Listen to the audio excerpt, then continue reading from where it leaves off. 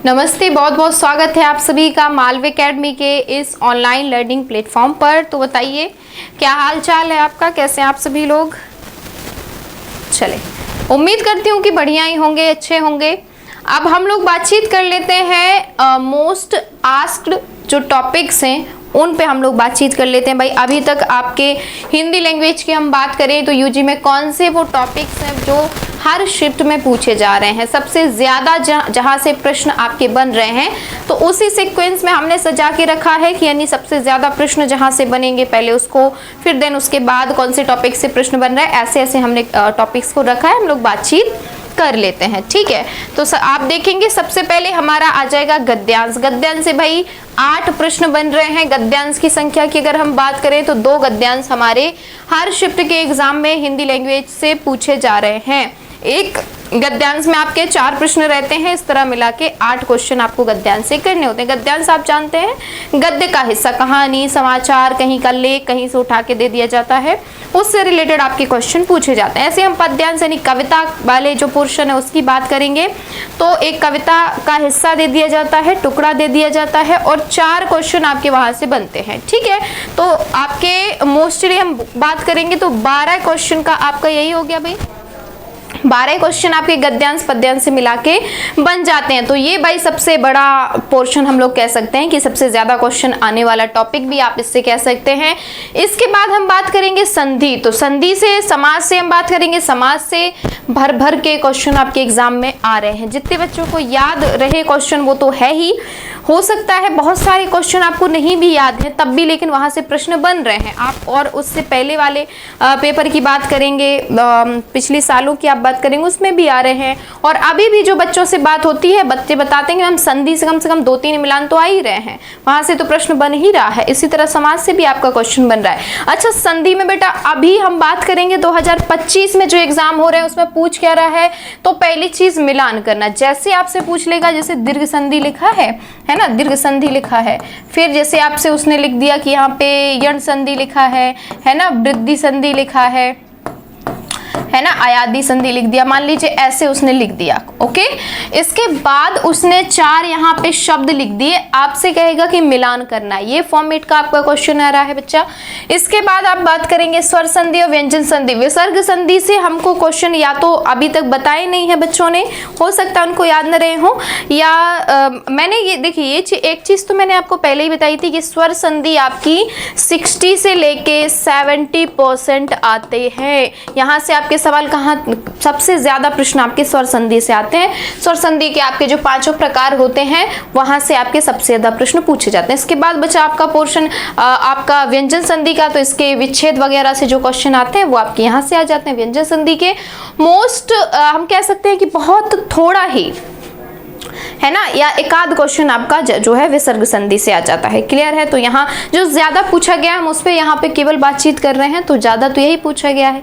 इसके बाद हम समास की बात करेंगे तो समास में भाई मिलान करना आ रहा है, हर उसमें आ रहा है मिलान करना आपका, ठीक है। अव्ययी भाव समास हो गया, तत्पुरुष समास, आपसे जैसे यहाँ पे समास के नाम जैसे संधि में आपका जैसे है ना, इसी तरह से आपका समास में करते हैं। सबसे पहले यहाँ सारे समासों के 4 समासों के नाम लिख दिए, यहाँ 4 शब्द लिख दिए जिसमें अलग अलग टाइप के समास होंगे और हमको मिलाना पड़ेगा किस शब्द में कौन सा समास है। इस फॉर्मेट में आपका आ रहा है, इसीलिए यहाँ पे ठीक है मिलान हो गया। अव्ययी भाव समास से क्वेश्चन आ रहे हैं आपके, तत्पुरुष समास से क्वेश्चन, कर्मधारय द्विगु से अभी क्वेश्चन देखने को मिले हैं, द्वंद्व से देखने को मिले हैं बच्चा, अव्ययी भाव समास से आए हैं और तत्पुरुष समास से भी आए, कर्मधारय से भी आपका आया है, गगनचुंबी भी आपका आया था, ठीक है। तो सारे समास से, समास के सारे प्रकार जो हैं वो जरूरी हैं, सबसे क्वेश्चन आपके बन रहे हैं, ठीक है। इसके बाद हम विलोम शब्द की बात करेंगे तो ये ऐसा टॉपिक है जहां, और ये पर्यायवाची भी और अनेक शब्दों के लिए एक शब्द, तीनों टॉपिक ऐसे हैं जो देखने में हल्के पुल्के लग रहे हैं। अच्छा, विलोम शब्द ही तो है,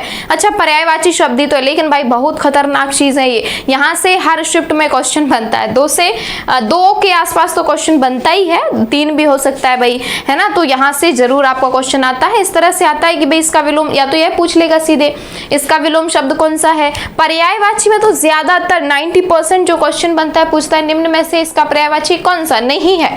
जैसे स्त्री का पूछ लेगा तो कहेगा कि स्त्री का पर्यायवाची पर्यायवाची निम्न में से कौन सा नहीं है? 4 आपके पास ऑप्शन देंगे। 3 पर्यायवाची बेटा स्त्री के ही होंगे, कोई एक होगा जो उससे डिफरेंट होगा, अलग होगा। इस फॉर्मेट के आपसे क्वेश्चन यहाँ से पर्यायवाची शब्द से बन रहे हैं। अनेक शब्दों के लिए एक शब्द बहुत आसान से आपके पूछे जा रहे हैं, ठीक है। पूरा वाक्यांश आपका दिया होगा, उसके लिए एक शब्द, ठीक है। जैसे जो आज के एग्जाम में आपका पूछा गया था 27 तारीख शिफ्ट 1 में कि बताइए जो दूसरों की उपकार को मानता है उसे क्या कहेंगे, तो क्या कह देंगे बच्चा? उसको कह देंगे हम कृतज्ञ। तो इस तरह के आपके क्वेश्चन यहाँ से बन रहे हैं, लेकिन बनते हर शिफ्ट में हैं। इसके बाद हमारा जो अगला बहुत ज्यादा जरूरी टॉपिक है वो है आपका रचना और रचनाकार।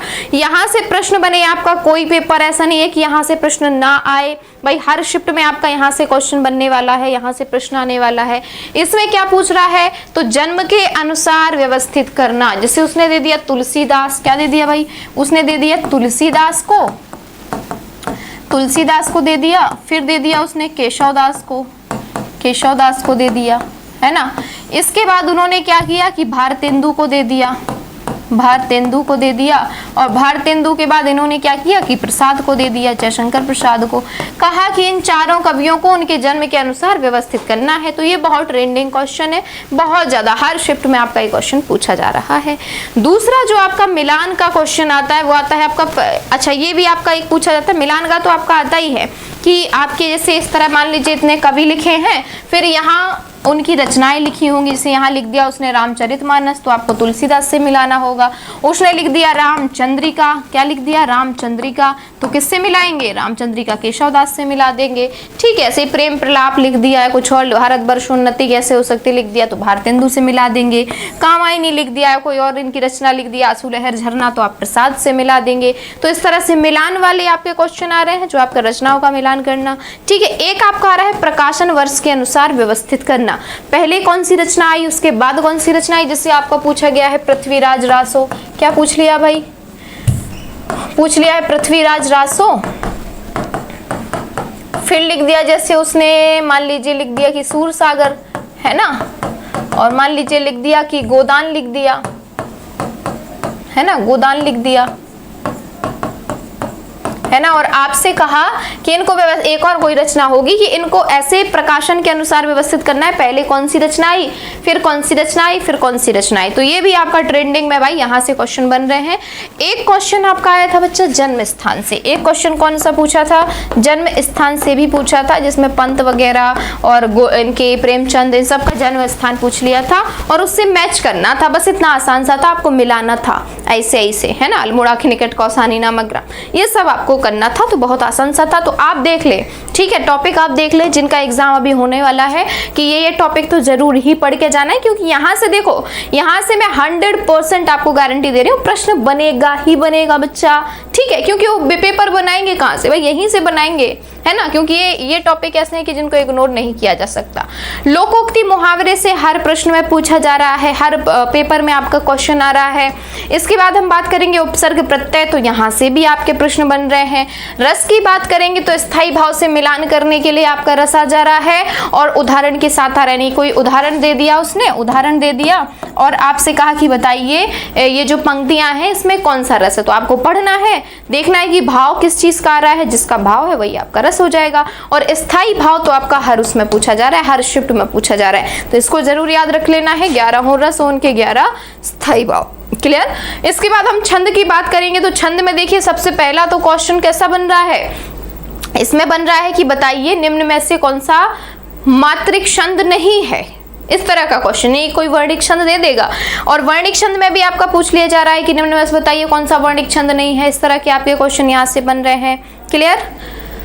और भी हाँ, ये आपके आ रहे हैं। एक और आपका यहाँ से छंद से जो बन रहा है वो है आपका कि भाई जैसे कोई उदाहरण दे दिया और आपसे कहा कि बताइए कौन सा छंद है। तो आप देखेंगे कि भाई ये चौपाई है कि दोहा है, चौपाई है कि दोहा है। कैसे पता करेंगे? मात्राओं को काउंट कर लेंगे, मात्राओं को गिनेंगे, पता कर लेंगे। तो इस तरह का भी आपसे क्वेश्चन पूछा जा रहा है। इसकी विशेषताओं से भी प्रश्न कर लिया गया है। जैसे पूछा है कि दोहा में पहले और तीसरे चरण में, पहले और तीसरे चरण में मात्राएं दोहा में पहले और तीसरे चरण में आपको मात्राएं बतानी है, तो इस तरह का क्वेश्चन पूछ लिया। तो टोटल आपके मिला के इतने तरह के क्वेश्चन आपके छंद से पूछे गए। अलंकार की बात करेंगे तो अलंकार में सबसे पहला तो उनकी पसंद यही है कि वो लोग पूछ रहे हैं कि बताइए इसमें शब्द अलंकार है कि अर्थ अलंकार है।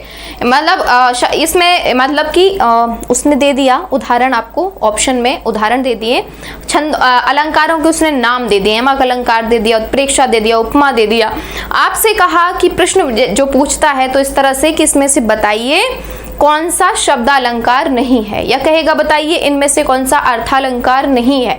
इस तरह का क्वेश्चन आपका सबसे ज्यादा आ रहा है। फिर दूसरे तरीके का कौन सा है, दूसरे तरीके का है कि उदाहरण दे दिया जाएगा, है ना, उदाहरण उसने दे दिया और कहा कि बताइए इस उदाहरण में कौन सा अलंकार है, तो ये आपका पूछ लेता है, इस तरह का पूछ रहा है। फिर हम कारक की बात करेंगे तो कारक में आपका मिलान टाइप का क्वेश्चन पूछा गया है, और एक वाक्य दे देगा, उदाहरण दे देगा, उसमें कोई चिन्ह होगा, जैसे मान लीजिए हमने बात की से हो गया तो और कुछ पूरा वाक्य लिखा है, हमने कहा कि भाई बच्चा गाड़ी से बस से विद्यालय जाता है, इस तरह का हो सकता है। तो आपसे कहेगा कि बताइए इस वाक्य में कौन सा कारक है, इस तरह का क्वेश्चन और मिलान वाला क्वेश्चन ये आपका हो गया। ठीक है, इसके बाद हम बात करेंगे लिंग से भी आपके क्वेश्चन पूछे जा रहे हैं। बताइए इसमें किस तरह का क्वेश्चन कि बताइए इसमें से कौन सा स्त्रीलिंग नहीं है, बताइए कौन सा विकल्प ऐसा है जिसमें सारे शब्द पुल्लिंग है, कौन सा विकल्प ऐसा है जिसमें सारे शब्द स्त्रीलिंग है। इस टाइप का आपका इसमें से क्वेश्चन पूछा जा रहा है। वचन से भी आपका ऐसे पूछा जा रहा है, इसे लिख दिया था, आज के एग्जाम में आया था, याचना का बताइए बहुवचन क्या होगा, है ना, इस तरह से प्रश्न आपका बन गया। अब वैसे आपका प्रश्न है, पहला तो इसमें टाइप यही हो गया कि एक वाक्य दे दिया, आपसे कहा कि इस वाक्य में अव्यय शब्द छांट के बताओ, बहुत आसान सा हो गया ये तो आपके लिए। तो इस तरह का क्वेश्चन आपसे पूछा जा रहा है। ठीक है, और इस तरह का भी आपसे पूछा जा रहा है इसमें, ये वाला प्रकार हो गया। और एक हो गया आपका कि निम्न में से बताइए अविकारी शब्द कौन सा नहीं है। अब यहाँ आपके इतने सारे ऑप्शन दे दिए जाएंगे, 3 ऑप्शन में अविकारी शब्द होगा, एक में नहीं होगा अव्यय शब्द, उसी को आपको क्लिक कर देना है। विशेषण से आपके जो प्रश्न बन रहे हैं, पहले तो विशेषण आपसे पूछा जा रहा है, वो अच्छी बात है भाइयों। प्रविशेषण आपसे जरूर पूछा जा रहा है, एक प्रश्न में आपका आया है। ठीक है, प्रविशेषण आपसे पूछा जा रहा है, वे शब्द जो विशेषण की भी विशेषता बताते हैं प्रविशेषण हो जाते हैं। यहाँ से प्रश्न बन रहा है, विशेषण से तो बन ही रहा है, सार्वनामिक विशेषण वगैरह से आपका प्रश्न बन रहा है। वर्तनी से भाई हर शिफ्ट में आपका पेपर जो है, हर शिफ्ट में आपका क्वेश्चन आ रहा है। आशीर्वाद हो गया, चाहे वो कवियत्री हो गया, चाहे वो उज्जवल हो गया, इस तरह की वर्तनी आपकी पूछी जा रही है। पत्र से आपके 1 से 2 क्वेश्चन हर एग्जाम में पूछे जा रहे हैं, हर शिफ्ट में पूछे जा रहे हैं। तो ये वे टॉपिक हैं भाई जिनसे प्रश्न बन रहे हैं। ठीक है, इनको आप इग्नोर नहीं कर सकते भाई साहब, इनको जरूर पढ़ के जाइए जिनका एग्जाम अभी बचा हुआ है। ठीक है, तो मिलते हैं आपसे अगली कक्षा में। मस्त रहिए, स्वस्थ रहिए।